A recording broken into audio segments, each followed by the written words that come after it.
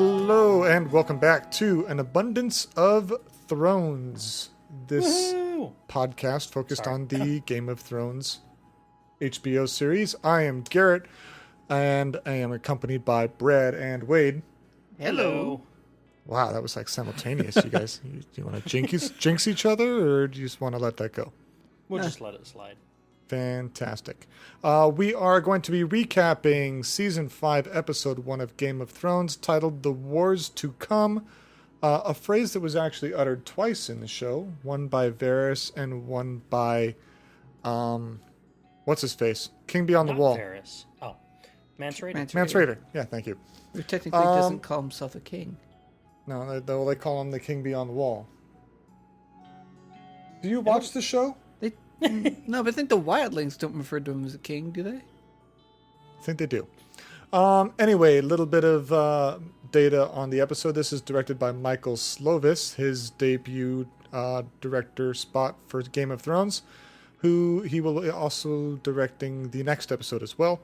Writers are the Double Ds, David Benioff and D.B. Weiss. On the viewership front, this is always kind of the fun numbers. Just for a little perspective, Season 4 finale pulled in 7.09 million viewers. Let's call it 7.1. The Season 5 premiere, nearly a million more at 8.0 even million viewers for the episode. Yay. Now, I wonder how much of that has to do with the success of HBO's new platform. And yeah, unfortunately that's not expressed anywhere. Sure. Regarding what the viewership is based on. Is it based on cable viewing? Is it based on show viewing? Is it based on original time of air or, anything like that? Numbers that I saw were based off of who was watching at time of air and the rest of the day on demand. Okay, but only for what, a 24-hour period or something like that? I believe so, yes. Okay, that makes sense. With numbers still rolling in for total viewership. That makes sense because the viewership wasn't posted until today. It was not posted immediately following the premiere date, Monday. So yeah, we've got a lot going on this episode. Normally we read off the summary, but we're going to do something a little bit different this week and this season. So Brad, why don't you start us off with Scene 1 here? Scene 1 here. Scene 1, sure. So, before we get to that, or right before we get to that, this is taking from books 4 and 5 for those of our listeners that have read along. And if you remember, I believe we discussed this last season, 4 and 5 actually run simultaneously.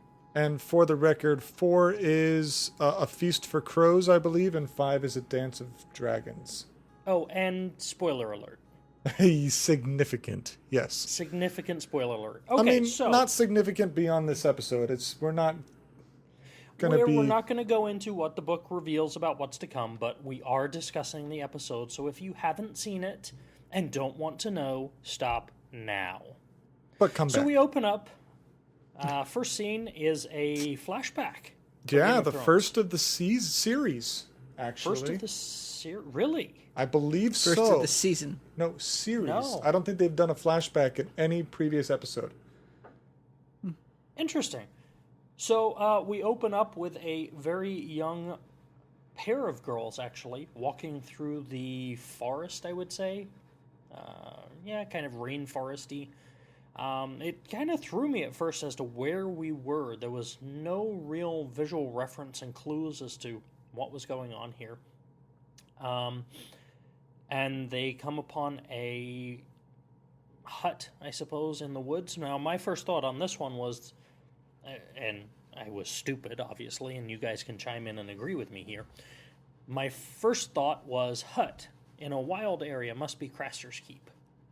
Yeah, that was definitely not a thought of mine. Nope. Yeah, no. There was nowhere near enough snow. Anyway, they go inside and meet a witch woman, and that was where it dawned on me from reading the books what was going on here and where we were. And it's revealed that one of the two girls is Cersei when she was wee little girl.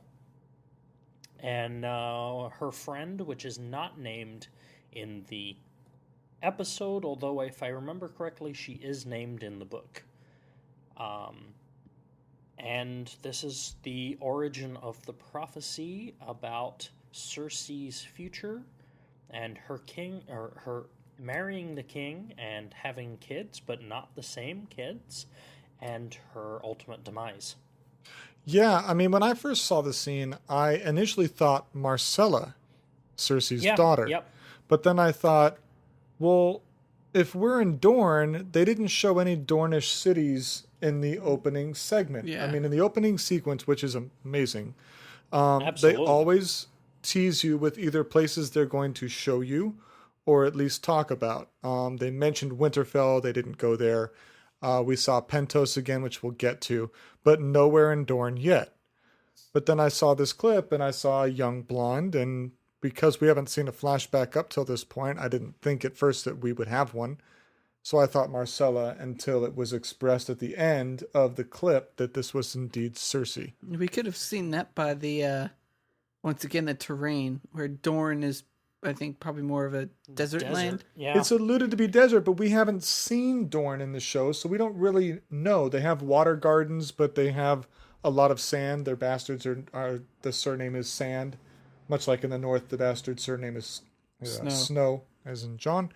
But we haven't seen it, so I thought maybe this was a region, whatever. So that was my first thought.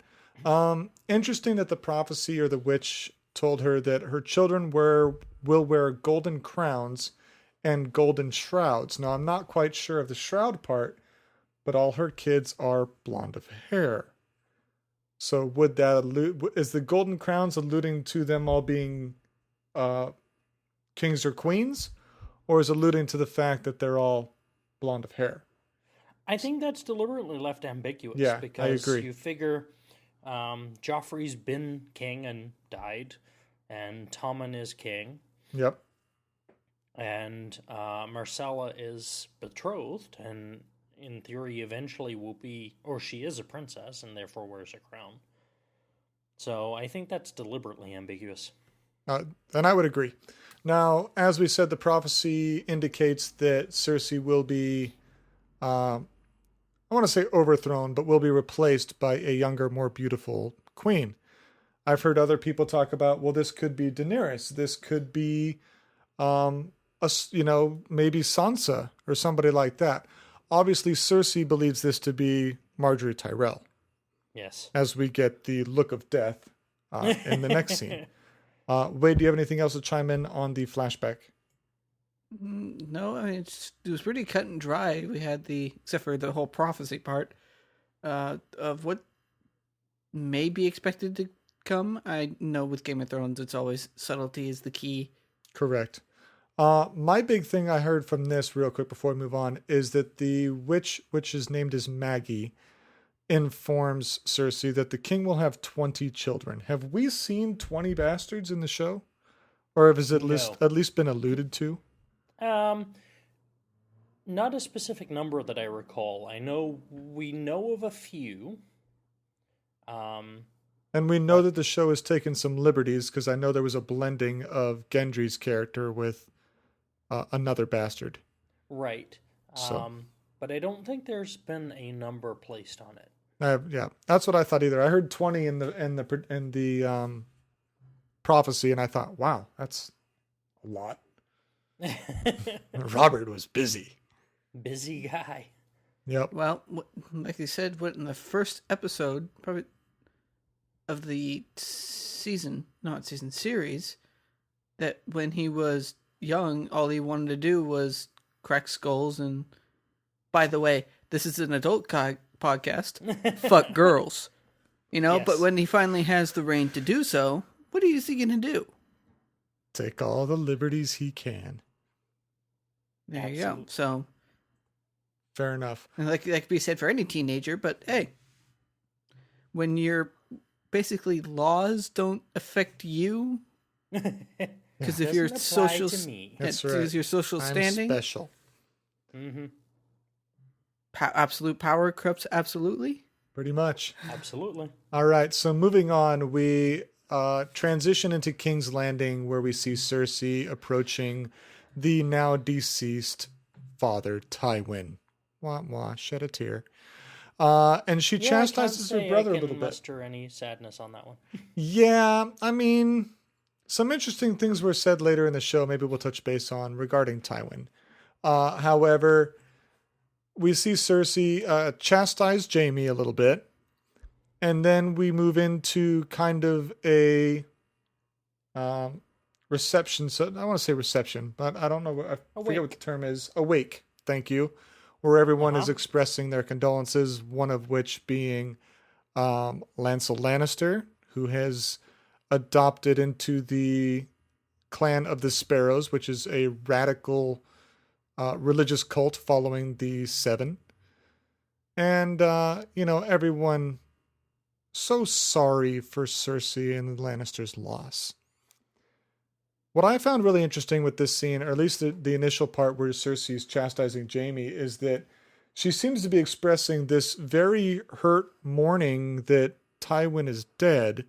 Yet the last time they saw each other from season 4, she told Tywin that all the dirty, filthy rumors about Cersei and Jaime that he wouldn't believe are in fact true, and was pretty much telling him to pound sand. She wasn't going to marry Loras because she wants to be with Jaime and deal with it father. So now that he's I didn't dead, take this as sorrow at all. okay. She's not sorry that he's dead. She's sorry that She couldn't do the it? protection that he afforded is gone. Okay. She's still very much playing the Game of Thrones. Oh, there's very few people playing it better. Absolutely. So it's not so much that he's gone, she misses her father. I mean, we didn't see any tears. There was no Yeah, it's not an sadness. affection factor, but there's No. definitely pain involved. But Whether more it's- pain over now everybody's going to come for them. But that was Jaime's point and not Cersei's. Jaime was the one worried about all the enemies outside these walls that are going to try to take down the Lannister lineage. And Cersei was just, how could you let him die? You indirectly had a hand in this. At least our brother did it on purpose. Right? Which was kind of a fun and Didn't Matt, hit spot on. the vindictiveness of this woman, even standing at the side of her father's body, she's still slinging insults and nasty comments. That's what she does. She's Cersei. Yeah, I mean, be that You do it better. That's right. cold-hearted to be able to do that. Just wow. Yep. So at the wake, we meet her uncle again, which we saw in season 2? 1 maybe? Where the War Council, after Ned Stark was dead, I think it was season 2, when Tyrion comes back with the, it's not the wildlings, but the Mountain men. The mountain men after he leaves the Eyrie, thank you. So we meet the uncle again, who is Lancel's father, and we're introduced to essentially the Sparrow Brotherhood or cult. Sparrows. That Lancel has decided to dedicate himself to. Lancel expressed that although he was wounded in Blackwater Bay battle, it wasn't his body that needed healing. Oh, poor Lancel was heartbroken. I think it's more of his spirit was broken. Yeah, something was broken. Yeah. He was missing being between Cersei's sheets. That's right. Even though he apologized for the unnatural relationship or whatever he says. Whatever. And then I think lastly we see Loras engaging in whatever he pleases with zero regard for who sees, because he makes it clear that anyone and everyone already knows. What's the point in hiding it?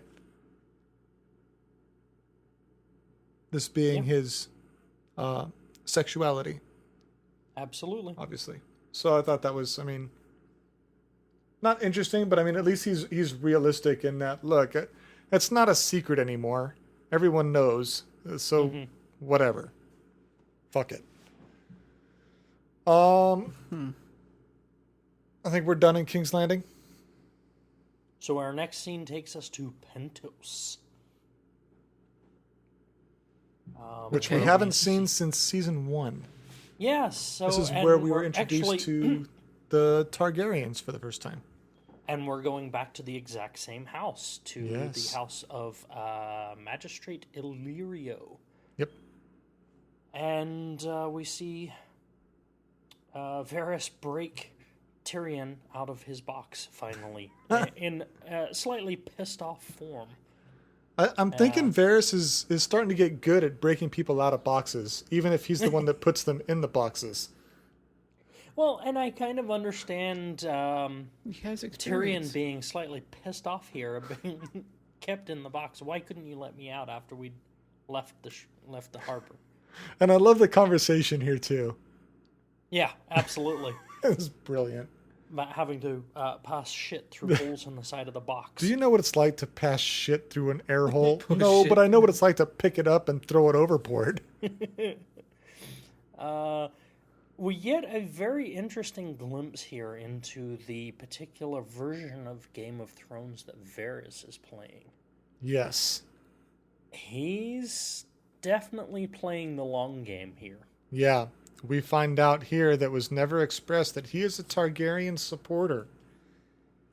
That's pretty, well, I would say ballsy, but It's kind of a pretty heavy bombshell, really, to be dropped on us, because all we ever hear from him is that he's supporting the realm, but we don't really know to what end or what means. Now we find but out. apparently he's made the decision that the Targaryens are best for the realm. Agreed. Although, given as much as we love her, given Dany's track record, I don't know that she's the person to bring peace. Well, we're not there yet. I think you're Sorry. jumping ahead. Sorry. But yeah, we get a really funny, and I think this is kind of a brilliant thing that Game of Thrones does as a show, is we're talking about pretty serious stuff. It's a very drama heavy show, but then they throw in kind of these comedic interactions with the characters. You got Tyrion and Varys talking about moving shit around. Tyrion Quite literally. pukes after drinking his wine and pours himself another glass. We get a clip where Tyrion's standing at a wall, like a little ledge, and kind of calls Varys all the names that he's known for. He's the spider, master of whispers, eunuch. And then Varys turns it right back to him. Half man, imp. So I think there's a little bit of a friendship developing here. definitely a mutual respect at least. and yeah. Especially when after half man, Tyrion raises a glass, they're like, touche! Yeah, it's kind of like, you got me. But yeah, I really love these two characters' interactions. And in the book, it was far more involved back in King's Landing. But it's nice to see that it's going in that direction. Yep. Anything more for Pentos, Wade? Not really knowing much more Pentos is, but I mean, obviously Varys is playing the long game, and he has a role for Tyrion. So, is it likely will we have Tyrion walking, technically, back into King's Landing, despite the gaze of Cersei? That'd be fun to see. It'd be fun, but unlikely, I think. Okay, I know where he goes. Sorry. Shut your face. You're coming over here in a couple weeks. We have That's right. duct tape. I don't know what kind of bondage you're into, Wade, but why Just don't so you he keep doesn't that to talk and yourself? spoil the show for me. Oh, okay. Right, right. All right, so we're in Slaver's Bay now, transitioning with Daenerys. We start off with some of the Unsolid tearing down the Harpy atop the Great Pyramid of Meereen. And then we see an Unsolid, to us uncharacteristically, visit a brothel. To what end? What? Hey, just because you don't have the parts doesn't mean you don't love the company, I guess. But unfortunately, this Unsullied, we find out his name is White Rat, meets his demise by the hand of what's called the Sons of the Harpy, another fanatical group who clearly is not happy with Daenerys' reign in Meereen. And then they're really not thrilled with the reform she's they're started. they're really not happy about it. And then Danny's love, or well, hookup, returns Dario, and she gets a little bit of action and a little bit of consult, so to speak, about maybe the actions she should be taking. Those actions being potentially opening up the fighting pits, and also, you're the mother of dragons. You might want to show it. Yeah, it's interesting. We're getting beyond the glitz and the glamour of conquering, and now settling into the mundane day-to-day tasks of reigning. And it's becoming extremely apparent that Danny has had no training for this. Yeah, no, that's very true. She's putting her morals into it and not really she doesn't giving see the thought, big picture. Yeah, thought about, well, if people get mad, there's only going to be one person who they're going to be mad at. Well, we see this really strongly when Dario returns with an advisor from Young Kai, and he informs her that, well, politics are about compromise, and we've set up this other thing, but the people really need something else. They need some entertainment with the fighting pits. And she says, well, I'm not a politician. I'm a queen. You'll just do what I say. Right. And that'll get you to a point, but it's not a long term. Yeah, that only gets you so far. Exactly. We also get to revisit the dragons, which were locked away. We see Viserion and Rhaegal once again. They were locked away at the end of season 4, but things are not quite so happy in the dragon family. Yeah, the dragons aren't so happy to see mommy after all. Yeah, a couple teenage kids that have been locked in their room for a while. I'd be pretty pissed off if someone gave me a hamburger, put a chain around my neck, and then locked me in a cave with zero light. Right? I'd be pretty pissed. And they are. Breathing fire only goes so far. Damn it. Who feeds them anyway? I mean, they just send Unsolid down to die to feed the dragons? How does that work? No, they use criminals. There you go. They just give them a raw meat vest and go in there. If you make it out alive, you're free. Yeah. Wow. And then as soon as you walk in, closed door. That's right. It's not like they can hunt. They're all chained up. I mean, they can't even get the rats in the corner of the room. Yeah. Well, as soon as one gets close, cook. Okay. So, regarding Daenerys and regarding her inability to deal with the dragons, and seeing that Varys wants to take Tyrion to meet Dany, and we know Tyrion reads books because a mind needs books like a sword needs a whetstone. Would any of those books have anything to do with, I don't know, dragon training? It's a thought. Well, considering he spent time in Winterfell and at the Wall, and everywhere that we have seen Tyrion go, he's always reading. He wants to visit the libraries of wherever he is.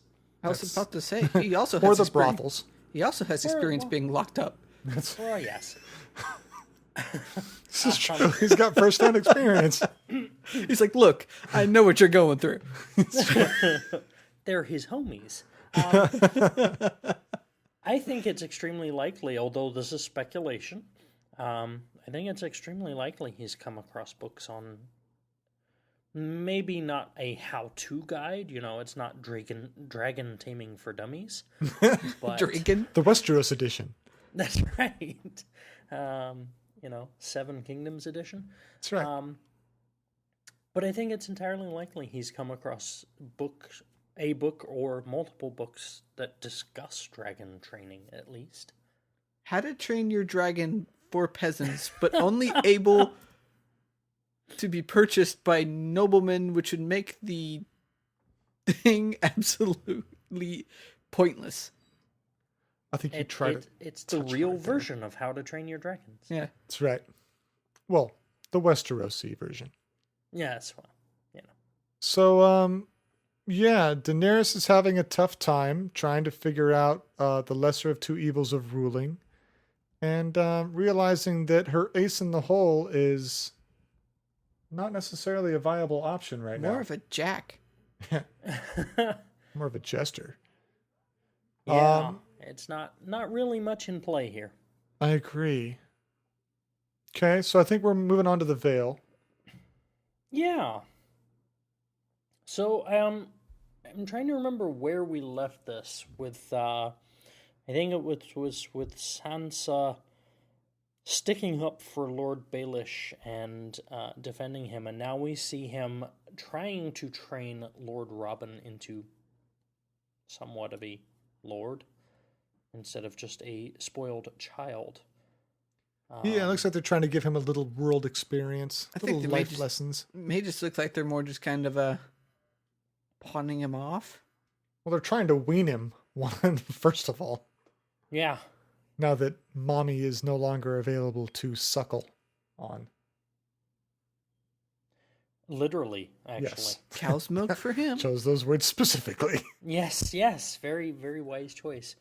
But we're seeing a lot of knowledge being passed from Baelish to Sansa. And their ride away from where they were, Lord Royce's estate, we'll go with. Whereas Sansa makes a statement of, if he wanted to backstab us, he would have done so already. Mm-hmm. Why are we traveling west when we said we were going east? And Baelish makes a fairly obvious but profound statement, in that just because Lord Royce is maybe as honorable as he thinks he is, doesn't mean that all the other eyes and ears within his residence are. Correct. And that sometimes you've just got to take that extra precaution. I find it interesting, too, the number of near misses that we have encountered. And obviously they're deliberate from the writer's standpoint. But, the fact that we see Brienne and Podrick camped right there. She's found Arya at the end of season 4. And Arya handily told her where she could shove her sword. Correct. And now that leaves her trying to find Sansa and having no idea where she is as she rides past in the carriage. Yeah. I mean, it's just like the calamity of errors, right? I mean, so close and so far. It makes me wonder, though, how much of this, if you stop and think about it, how many times are we in real life this close to what we're trying to, and we have no idea? Oh, that's a very good point. I didn't try to parallel that with life, but sometimes that thing you're really searching for is just right around the corner. Right there, but you're so caught up in what you're doing that you completely miss it. Yeah, I mean, they weren't looking at the composition of the shot. They weren't 200 feet off the road. Yeah, they were that close, and just no, not even. Nothing. I mean, even in a show synopsis, they talk about how when she found Arya and Arya didn't want her protection, and then as Brienne or Brienne, depending on how you want to pronounce it, and Podrick talk, Baelish and Sansa's caravan pass right by them. Yep. I mean, it is literally just reach out your hand, you could touch it, but you just don't have the knowledge. And then we get kind of a little bit of tension between Brienne and Podrick. She's feeling a little down on herself. She doesn't want to be a ruler. She doesn't feel she's a leader. She only wants to serve honorable people, of which she feels there aren't any anymore. A ruler? Lord, king. I mean, she doesn't want to be a ruler. She doesn't want to lead anybody. She expressed to Podrick that she's no leader. She's not even a knight to even warrant a squire. So she's feeling pretty depressed and down on herself, feeling a little inadequate, it seems. Well, you figure every, I use the word loosely, but every command that she has had, every position she has held, she was part of the King's Guard for Renly. Renly. Renly died. Yep. She was part of the personal bodyguard for Lady Stark. She's dead. Yep. She was tasked to find Arya. Arya told her to shove off. Yep. And she has no idea where Sansa is. So everything she's done so far has completely backfired. And keeping in mind that she was tasked with, the only thing she's semi-succeeded in was getting Jaime back to King's Landing. She did that, but Not all in one exactly, piece. the ish factor. He was a hand short. That's right. Yeah. So, unfortunately, things aren't going so well for Brienne. I always say Brienne because I hear the audiobook in my head every time I see the character, of which the reader of the audiobook says Brienne, even though the show says Brienne. So for our listeners, apologize my over pronunciation. Yeah, get your head straight. Shut up. Finally, we are at the Wall. Jon Snow is helping to train new recruits. Sam and Gilly discuss the new potential Lord Commander slot, where Thorne thinks he's kind of got that in the bag, it seems. He's being a little confident. And then Stannis wants a word with Jon, informs him that if Mance Rayder bends the knee and swears his loyalty to Stannis and has the wildlings fight in Stannis' army, then the wildlings will then be welcomed into Westeros, be given lands and potential titles, and live unharmed or unobstructed. Happily ever after. But Mance has to make a hard choice here. A lot of us would think, okay, yeah, we'll just bend the knee. I mean, it's the lesser of two evils, right? You get to save your people, you get to live. What's the harm here? But to Mance, he's built up a reputation as strength and unyielding. And at this point, to yield in front of all those that respect him would be not beneficial. Well, and there's a certain pregnant meaning that comes along with bending the knee, right? Yeah. You're surrendering. Essentially, they would be surrendering the core tenet of what they are. They are the free folk. Well, the moment you bend the knee to any other human being, then you're no longer free. You're servants of that human, of that person. Exactly. And that's what Mance is really trying to get across to Jon. And Jon's not quite getting it. He's saying, look, you can save your people. They can have lands. All you've got to do is say that you'll be loyal to this person and things will work out for you. And Mance says it's not what we're about. And as he says at the end there, the only thing I ever wanted was the ability to make my own mistakes. Mm-hmm. And that's an important thing. Yeah. No, not just the ability to make your own choices, but the ability to make mistakes and learn from them, your own. Yep. Now we realize that there will be no learning from this mistake. This is truly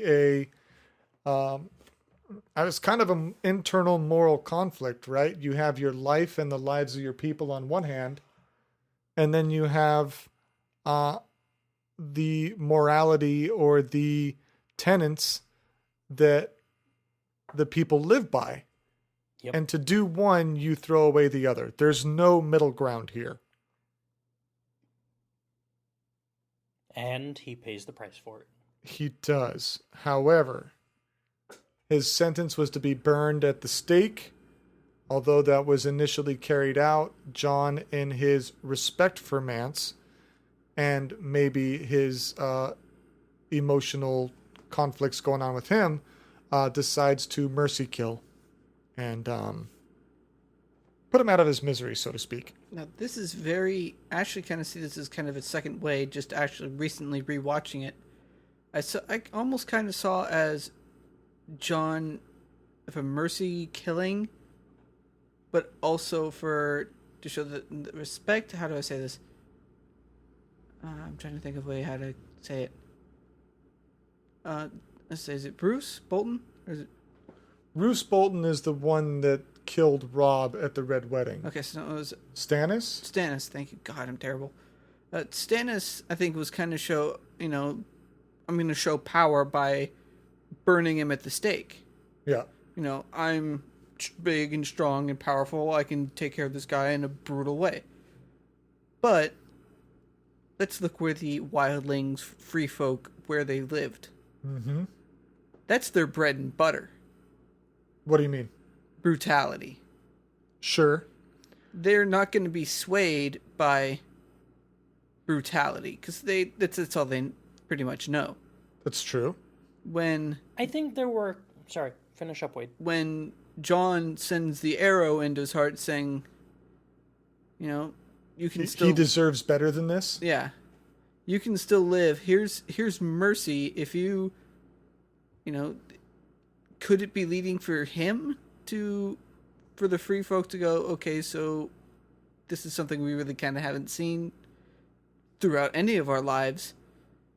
Will they kind of see John not only giving mercy to their, quote, leader, but as someone they could kind of get behind?